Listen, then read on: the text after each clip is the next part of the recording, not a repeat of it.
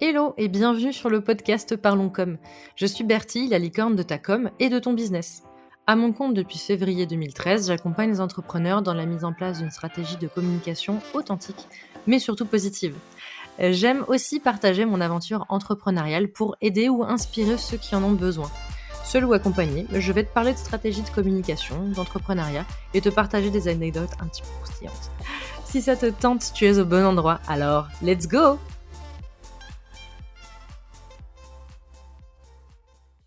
Salut et bienvenue dans ce nouvel épisode de Parlons Com. Aujourd'hui, on va parler un peu plus sur la partie entrepreneuriat, comme tu le sais, hein, une semaine sur deux. Et je vais te parler d'un sujet assez particulier et très important que j'estime, c'est le repos. Très souvent, on me dit d'ailleurs, repose-toi, prends du temps pour toi, repose-toi, etc.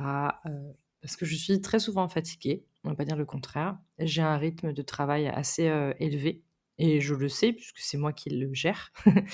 Mais depuis peu, j'ai quand même découvert justement l'importance, de se reposer. Alors bien sûr que je savais déjà et on me l'avait déjà dit et cetera. Mais le fait de l'expérimenter vraiment, bah, du coup, ça change les choses.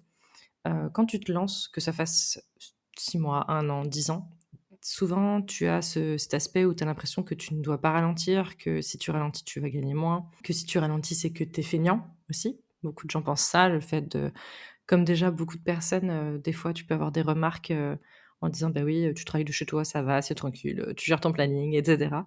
Bah ouais, mais en fait, c'est pas parce que je gère mon planning que je fais pas plus ou moins d'heures et puis même la question, c'est même pas le nombre d'heures parce que tu peux travailler 10 heures et pas être productif et travailler 2 heures et être super productif. Mais bref, je m'éloigne un peu du sujet. Ce que je veux dire, c'est que c'est quand même très important de penser au repos. Déjà pour une question simple, c'est que tu es ton premier client. Tu es ton client numéro un. Ton client le plus important, c'est toi. Alors sur la partie travail, j'en parlerai dans un autre épisode, mais sur la partie repos, donc prendre du temps pour toi, ça va être important. Parce que ton corps, c'est ton outil de travail, autant que ton cerveau. Et il faut en prendre soin. C'est-à-dire que si tu ne prends pas soin de ton corps, même si ton cerveau va bien et que tu arrives à travailler, etc., au bout d'un moment, ça ne tiendra plus. C'est-à-dire que moi, ça me l'a fait, par exemple, l'année dernière, quand je suis tombée malade, j'ai eu le Covid, il y a 1 an et demi, ou 1 an, 1 an et demi.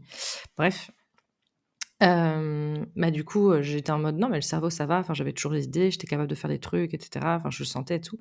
Mais mon corps, il m'a dit: «Bah, non, en fait, c'est pas possible. Tu vas rester au fond de ton lit et puis tu vas rien faire». Et même si je sentais que mon cerveau était capable de faire certaines choses, je sentais que dès que je lui en demandais un peu, et bah, c'était, le bout du monde par rapport à d'habitude, bien sûr, où, bah, ça allait super vite et cetera. Là, c'était le bout du monde. C'était, je lui demandais de faire, je sais pas, 2-3 factures. Déjà, je mettais vachement de temps à le faire et en plus, j'étais éclatée après, j'étais fatiguée et du coup, bah, n'importe quoi. Donc j'ai réussi à prendre du temps pour me reposer et pour me soigner aussi plus vite parce que, bah, du coup, quand tu es malade, le repos, c'est un des remèdes. C'est un truc, qui est chiant dans le sens où tu te dis: «Bah, ouais, mais je peux rien faire de plus». Oui, mais le repos, ça aide énormément. Donc n'oublie pas que ton corps, c'est ton premier outil de travail, il faut en prendre soin. Que ce soit, par exemple, aller chez l'ostéo, prendre du temps pour toi, tout simplement pour un massage ou des choses comme ça. T'étirer, bouger un petit peu et cetera. Je sais que moi, j'ai beaucoup de conseils de la part de mon ostéopathe sur ça, parce que, bah, je suis souvent très statique, même si, bah, je bouge beaucoup, mais je bouge dans ma voiture. Enfin, je fais beaucoup de trajets en voiture. J'anime des cours où je bouge un petit peu, c'est sûr, mais sinon je suis souvent derrière un ordinateur aussi. Donc il y a aussi ce côté où, voilà, il faut que je bouge mon corps, sinon, bah, au bout d'un moment, il rouille, tout simplement. Donc c'est important d'avoir ça en tête. En plus, le fait de faire une pause, de se reposer, de penser à autre chose, tu verras que c'est le moment où tu trouves le plus d'idées. Alors, c'est pas fait pour, on est d'accord. Le but, c'est de justement déconnecter ton cerveau, mais le fait de le déconnecter et d'essayer de penser à autre chose, ça va lui permettre de pouvoir, travailler tout seul en tâche de fond. Je sais pas si ça t'est déjà arrivé, moi je vais faire le parallèle avec, quand je joue à des jeux vidéo. Des fois, je suis sur un niveau avec un boss ou un truc à passer ou une énigme, un truc et je galère, je commence, je remeurs, je recommence, je remeurs, j'en ai marre. Ça me saoule, j'arrête. Je vais faire autre chose, je passe la nuit limite et cetera et le lendemain quand je rouvre le jeu, je me dis: «Bon allez hop, c'est parti», je repasse le niveau et là, bah, ça passe tout seul. Alors peut-être pas dès le premier coup, des fois en 2-3 fois, mais très souvent du premier coup et ça passe tout seul en mode: «Bah, ouais, en fait, c'était facile, quoi» et tu te dis: «Mais pourquoi hier j'ai passé, 1 heure à galérer là-dessus, alors qu'aujourd'hui c'est fluide et c'est facile?» Parce que ton cerveau entre temps il a arrêté de buter sur ça, il a pris le temps de respirer et de faire autre chose et ça te paraît tout bête, mais c'est aussi important de l'avoir en tête. Donc de temps en temps aussi, juste se reposer, aller s'aérer l'esprit.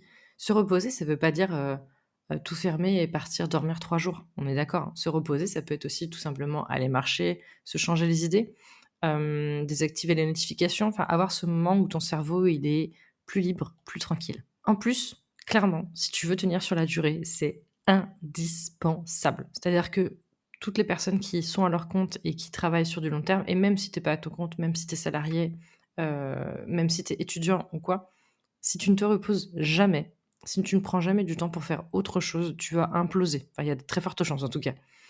Il y a une phrase que Aline, donc de The Bee Boost a dit dans un de ses podcasts qui m'avait fait bizarre au départ et que maintenant je comprends complètement. Elle disait: «Le rush ne s'arrête jamais de lui-même» et quand tant que tu l'as pas vécu, tu comprends pas, tu dis: «Ben non, moi je galère, j'ai du mal à trouver des clients, j'ai du mal à me rémunérer» et cetera. Oui, mais c'est complètement vrai. C'est-à-dire que tant que tu ne décides pas de freiner, le rush continuera. Alors des fois, tu auras des périodes creuses et cetera, mais tu auras toujours des choses à faire.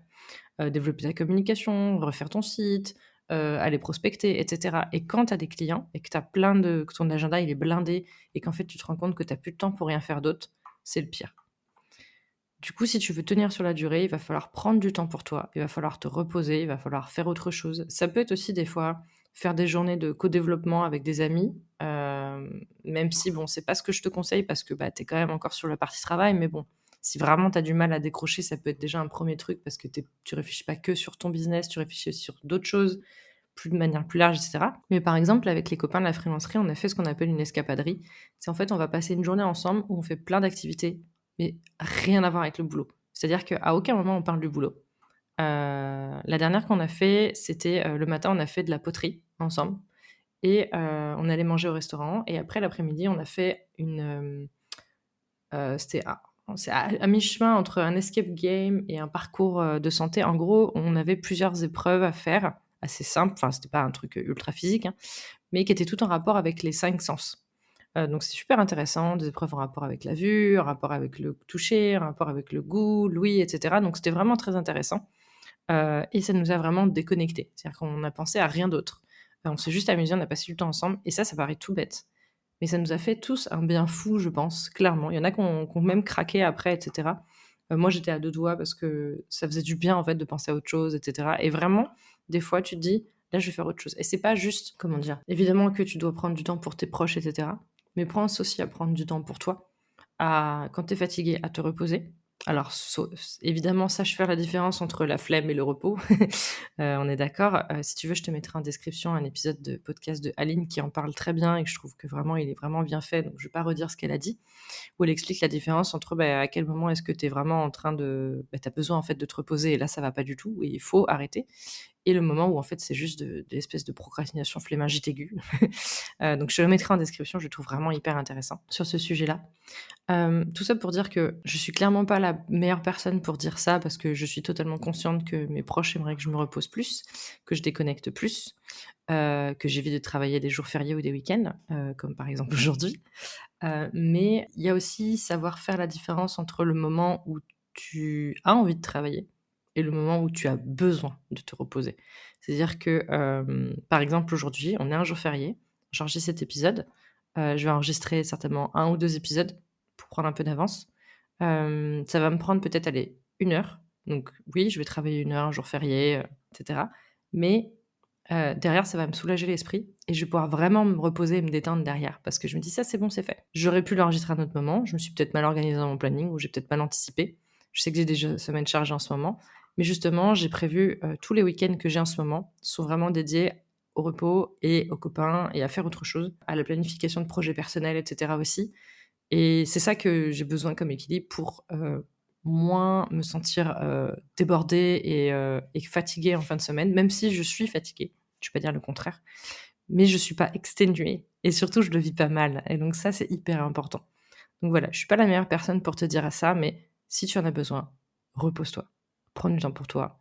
Prends du temps pour réfléchir, te poser, chouchouter ton corps, chouchouter ton esprit. Ce sont tes 2 outils de travail, que tu ne pourras pas, mettre à jour, récupérer, changer quand ils seront cassés. Un ordi, ça se change, un téléphone aussi, un crayon aussi, un calepin, ça se finit et après tu en rachètes un autre. Un logiciel, tu peux en changer, tu peux le mettre à jour et cetera. Ton corps et ton esprit, non. Donc il faut absolument que tu chouchoutes le plus possible tes 2 outils de travail les plus importants pour toi et pour tes clients. Parce que c'est bien sûr que des fois, on a du mal à se dire: «Oui, mais c'est pour moi, mais c'est égoïste». Pense à tes clients alors. Dis-toi, si toi, tu as un esprit et un corps qui sont pas reposés et donc qui vont mal travailler, eh ben, tu vas fournir un travail pas, comment dire? Pas professionnel à tes clients et tu vas pas être content de toi et tes clients peut-être non plus. Donc voilà, pense-y aussi dans ce sens-là, si c'est plus facile pour toi. Donc repose-toi, prends du temps pour toi, prends du temps pour ton corps, prends du temps pour ton esprit et surtout un peu lâche du lest quand on a besoin. Merci d'avoir écouté cet épisode. S'il t'a plu, laisse-moi une note et un commentaire sur ta plateforme de podcast préférée. S'il y a des sujets que tu aimerais que j'aborde, viens m'en parler sur Instagram @lostinweb ou alors par mail contact @lostin-web.fr. Je te mets toutes les infos dans la description. À très bientôt pour un nouvel épisode.